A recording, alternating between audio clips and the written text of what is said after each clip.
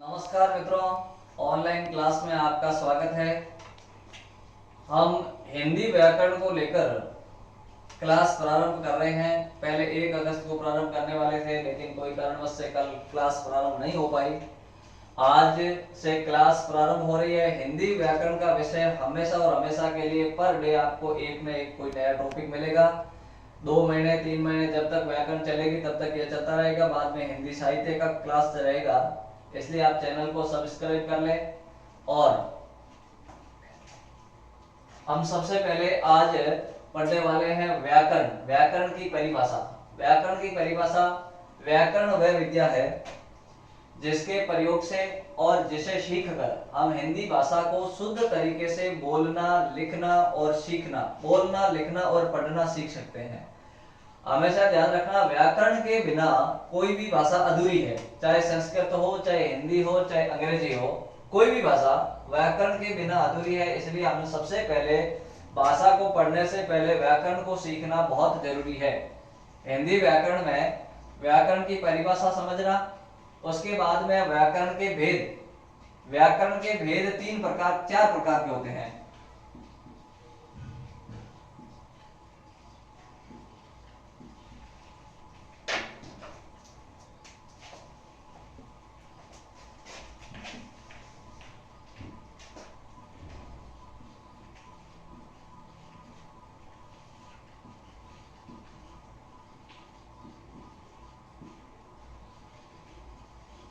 व्याकरण के भेद 4 है। सबसे पहले 1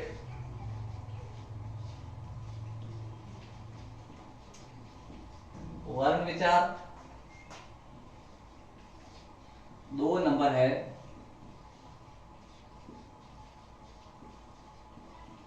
शब्द विचार,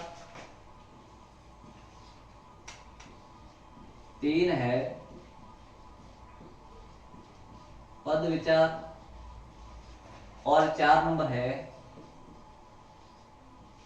वाक्य विचार।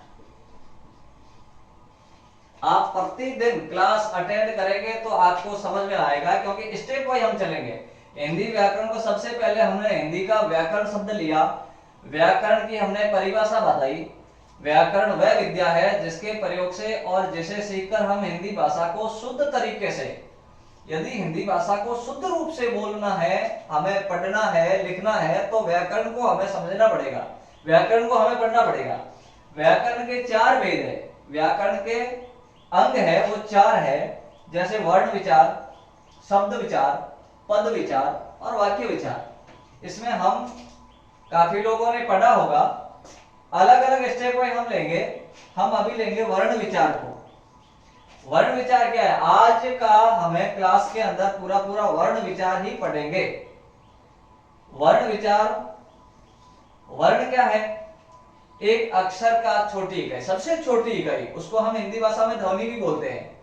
यानी वर्ण के बाद में अक्षर होता है, अक्षर मिलकर शब्द बनते हैं, शब्द के बाद में पद, पदबंध, उपवाक्य और वाक्य। ऐसा करके हिंदी भाषा का सबसे छोटी इकाई वर्ण होती है। वर्ण विचार की परिभाषा,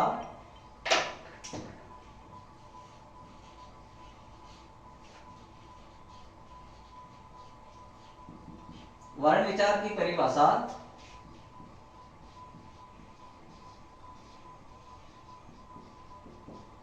हिंदी भाषा की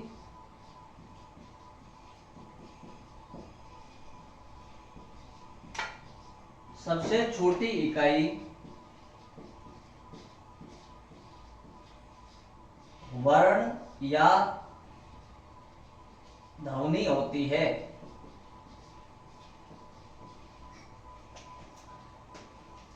हिंदी भाषा में मूलतः वर्णों का संख्या, माध्यमिक शिक्षा बोर्ड की एक पाठ्य पुस्तक पढ़ेंगे तो उसमें आपको 33 व्यंजन और 11 स्वर मिलेंगे। लेकिन आज हम पूरा विस्तृत बताएंगे तो हिंदी भाषा में आपको 52 वर्णों को अध्ययन कराएंगे। 52 वर्ण, जिसमें अलग अलग मैं डिपार्टमेंट में अलग अलग बांट देता हूं।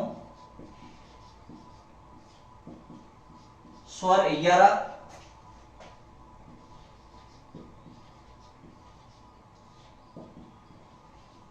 व्यंजन 33,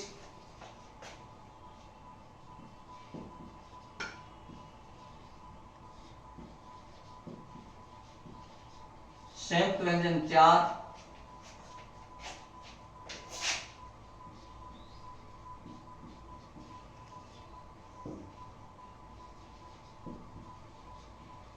द्विगु व्यंजन 2,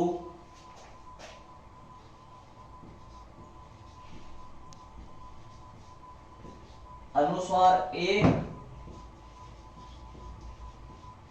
विसर्ग भी 1, यानी 1 1 2 2 2 4 4 4 8 8 33 चम्मा 8 और 33 41 41 और 11 52, कुल 52 स्वर है, वर्ण है। इसमें 11 स्वर में री सहित है। री को हालांकि हिंदी भाषा में अर्ध स्वर कहते हैं, अर्ध स्वर भी कहते हैं, लेकिन इसको हम अभी इसमें स्वरों के साथ में माना जाता है। 11 स्वर है।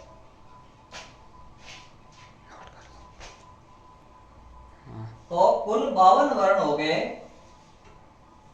वर्ण विचार के अनुसार हमारी भाषा हिंदी भाषा की सबसे छोटी इकाई है। इसको हम भाषा की या मूल इकाई भी कह सकते हैं। इसके स्वर 11, व्यंजन 33, संयुक्त व्यंजन 4, द्विगु व्यंजन 2, अनुस्वार 1, विसर्ग 1। कौन कौन से है वो मैं आगे बताऊंगा इसके बाद में तुरंत। कुल 52 वर्ण है, इसको आप नोट कर लीजिए। और री को आप विशेषकर ध्यान रखना, कभी बार ऐसे पूछे अर्ध स्वर में कौन कौन से, आप प्रश्नों में देख सकते हैं, कोई कंपटीशन एग्जाम में आएगा अर्ध स्वर कौन सा है, ए ई री उ, तो आपको विशेष ध्यान करना ये री है वो अर्ध स्वर है। एक और बता रहा हूं, इसके साथ साथ में ऐसा भी कोई आएगा जो व्यंजन अर्ध स्वर कौन कौन से है व्यंजनों में, तो ये अर्ध स्वर में माना जाता है। इसको भी ये नोट कर लेना आप सारा।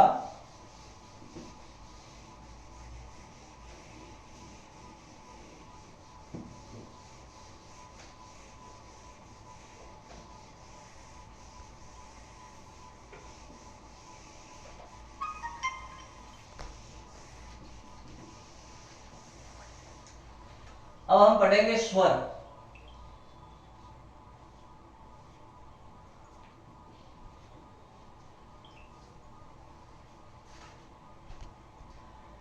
तो स्वर हमने वर्ण विचार के पहली इकाई है स्वर।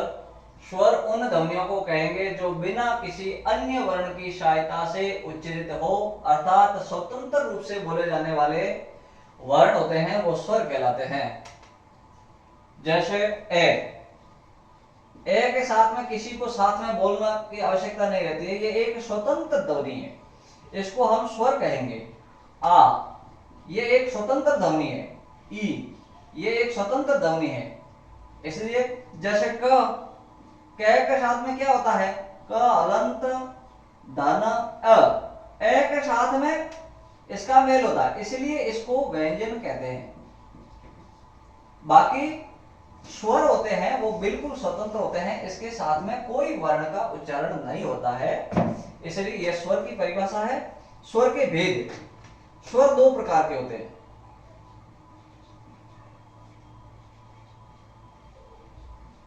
स्वर के भेद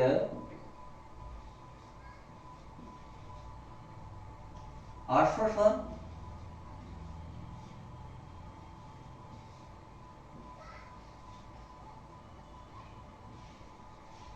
दीर्घ स्वर, जिसमें आश्व स्वर में क्या होता है,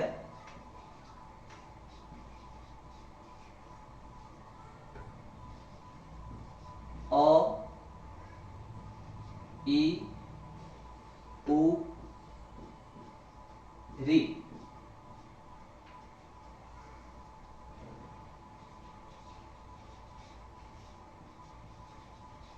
दीर्घ स्वर में थोड़ा सा बोलने में टाइम लगता है, वो दीर्घ स्वर में आ ई उ ए आई ओ औ। इसमें आप विशेषकर नीचे लिख देना नोट में, मैंने पहले भी पिछली बार बताया था, री को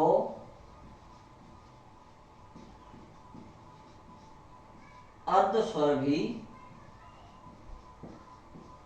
कहते हैं। वर्ण विचार में वर्ण 52 प्रकार के होते हैं, 11 स्वर होते हैं। स्वर में देखिए, स्वर उन ध्वनियों को कहेंगे जो बिना किसी अन्य वर्ण की सहायता से उच्चारित हो, अर्थात स्वतंत्र रूप से बोले जाने वाले वर्ण स्वर कहलाते हैं। स्वर के भेद आश्व स्वर और दीर्घ स्वर दो प्रकार के हैं। एक क्लुप्त स्वर भी बोलते हैं, लेकिन आप मूलतः हिंदी भाषा में यही देखना, स्वर आश्व स्वर और दीर्घ स्वर, जिसमें आश्व स्वर अ इ उ री, दीर्घ स्वर आ ई उ ए आई ओ औ, यानी ई इसमें थोड़ा सा टाइम ज्यादा लगता है, यह दीर्घ स्वर होता है। और री को अर्ध स्वर भी कहते हैं, ये विशेषकर ध्यान रखना, री को हम अर्ध स्वर भी कहते हैं। ये हिंदी भाषा का 3-4 बार पहले भी मेंस एग्जामों में पूछा गया प्रश्न है, इसलिए इसको आप नोट कर लेना। तो स्वर को हमने परिभाषा समझ ली, स्वर के भेद समझ लिए, स्वर के कौन कौन से स्वर हैं वो भी समझ लिए। अब हम पढ़ेंगे व्यंजन। वर्ण की दूसरी इकाई है व्यंजन। जिन वर्णों का उच्चारण किसी दूसरे वर्ण के बिना नहीं हो सकता है उन्हें व्यंजन कहेंगे। अभी हमने पिछले स्वर के जब पढ़ा था उस समय क का उदाहरण देकर समझाया था। जिन वर्णों का उच्चारण किसी अन्य वर्ण के बिना नहीं हो सकता उन्हें व्यंजन कहेंगे। व्यंजन के प्रकार एक हिसाब से हम देखा जाए, व्यंजन के भेद सब लोगों ने पढ़ा होगा। मूलतः मैं 4 प्रकार के व्यंजन बताऊंगा। स्पर्श व्यंजन,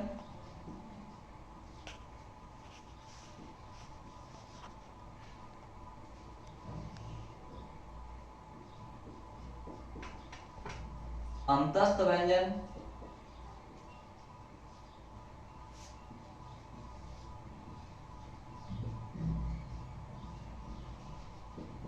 ऊष्म व्यंजन और संयुक्त व्यंजन।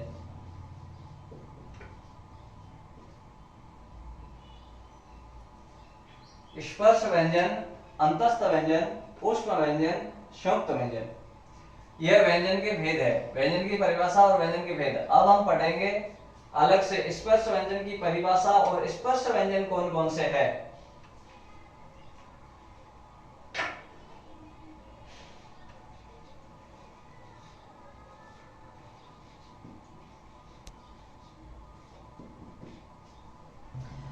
स्पर्श व्यंजन जिन व्यंजनों के उच्चारण के समय श्वास वायु जो जीवा और मुख के भागों को स्पर्श करती है, चाहे मूर्धन्य भाग को हो, चाहे तालु हो, चाहे दंत्य हो, चाहे होठों को, कोई न कोई भाग को श्वास जो हम लेते हैं, हमारे श्वास वायु है, वो कोई न कोई भाग को स्पर्श करती है, उसे हम स्पर्श व्यंजन कहते हैं। स्पर्श व्यंजन, सबसे पहले व्यंजन के भेद।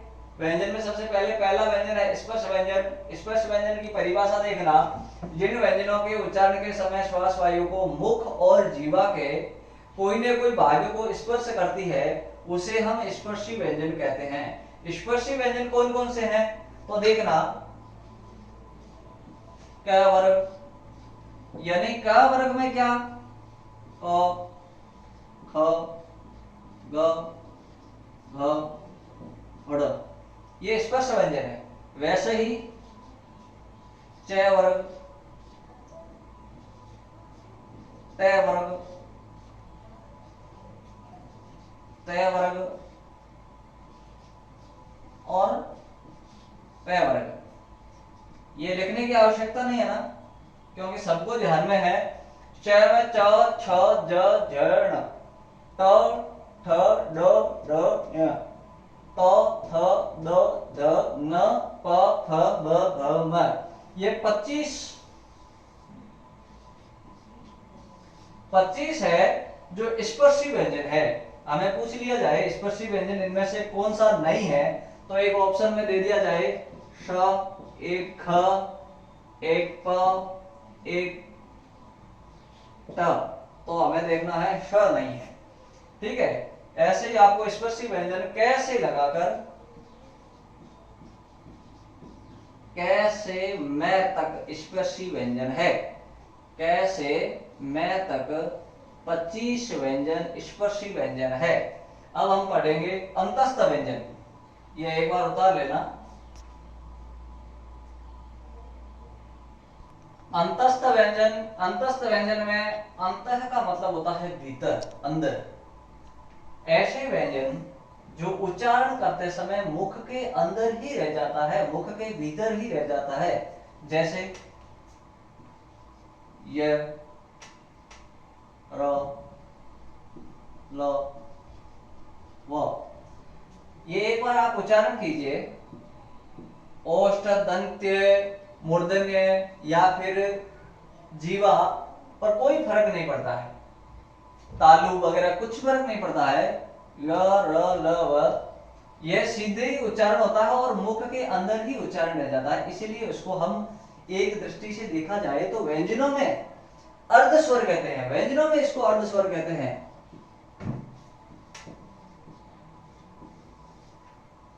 यह अंतस्थ व्यंजन है। उसके बाद हम पढ़ेंगे ऊष्म व्यंजन। तीसरे नंबर है ऊष्म व्यंजन। देखिए हमने पढ़ा था स्पष्ट व्यंजन कैसे लगाकर मैं तक, यानी क ख ब म, उसके बाद में य से शुरू होता है य, र, ल, व, अंतस्थ व्यंजन 2 नंबर होता है अंतस्थ व्यंजन। उसके बाद में हम पढ़ेंगे ऊष्म व्यंजन। ऊष्म का मतलब होता है गर्म। क्या होता है ऊष्म का मतलब? सामान्यतः हम पढ़ेंगे ऊष्म का अर्थ तो आपको ध्यान में होगा, गर्म होता है।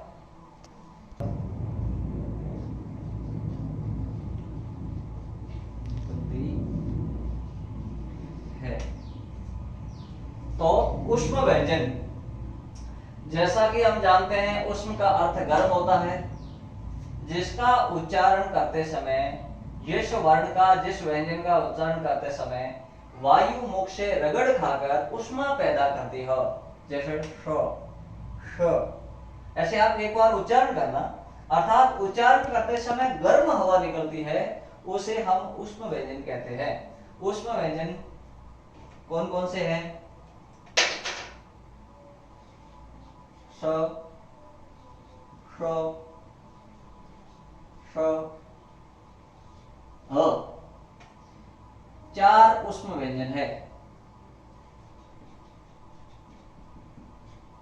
इसको आप एक बार उच्चारण करना, उच्चारण करते समय इसकी नॉर्मल सामान्यतः हवा गर्म निकलेगी और मुख से रगड़ खाकर ऊष्मा पैदा करता है। ये इस नाम पर ही इसकी परिभाषा है, हर शब्द के अंदर नाम पर ही उसके अंदर परिभाषा छाई रहती है। स्पर्शी व्यंजन क्या? स्पर्शी व्यंजन में उसकी परिभाषा उसके अंदर, अंतस्थ व्यंजन के अंदर ऊष्म व्यंजन। अभी हम चौथा पढ़ेंगे तो संयुक्त व्यंजन। संयुक्त व्यंजन में क्या? 1 मिनट के लिए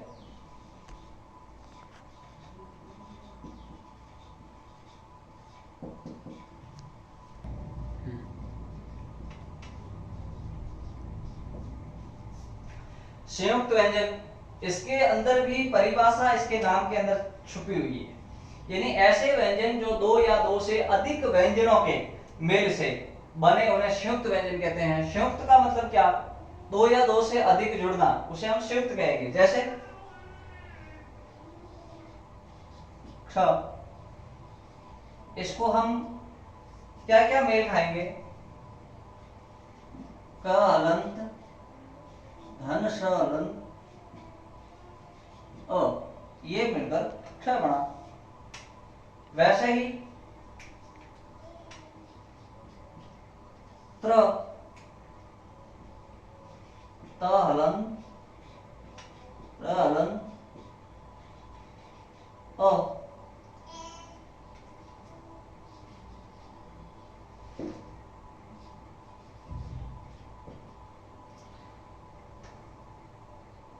इसमें ग में अधिकतर क्या कर देते हैं, प्रश्न में अधिक प्रश्न पूछते हैं ग जोड़ देते हैं। ग नहीं है, जय है, जय जहाज वाला, जय अनंत, ये अनंत उसके बाद में एक श्र है, श्रीमान जी वाला, जिसको हम लिखेंगे शय शंकर वाला हलंत, रे हलंत ओ। यह सर इसमें तो ये सीधा दिख रहा है, यह श और इसका ये र है। हम जैसे पैर लिखते हैं ना, पैर प्रकाश, तो प्र इसमें र है, वैसे ही रहिए। जैसे आप कई बार श्रोता लिखते हैं या फिर काफी ऐसे वर्ड है, मैं बाद में आगे बताऊंगा, ये आप उतार लीजिए। अंतस्थ व्यंजन, उष्म व्यंजन, संयुक्त व्यंजन। उसके बाद में एक मैंने पिछली बार लिखा था पीछे द्विगु व्यंजन, उसमें उसको अपन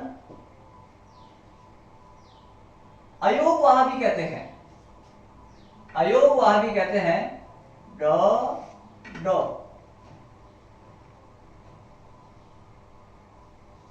तो व्यंजन हो गए 33, संयुक्त व्यंजन 4 हो गए, 2 द्विगु आय हो गए और स्वर हो गए 11। इसके अलावा कोई छूटा है तो मुझे कमेंट में लिखकर बता देना, कल की क्लास में बता दूंगा।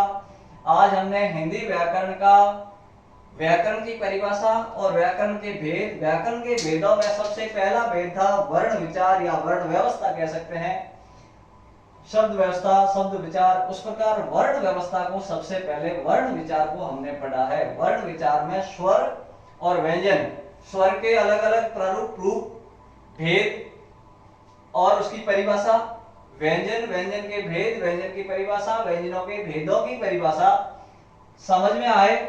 नहीं आया है तो कोई कमेंट में बता देना मुझे, कल से मैं वापिस शब्द विचार पढ़ाऊंगा, उस समय आपको बता दूंगा। धन्यवाद।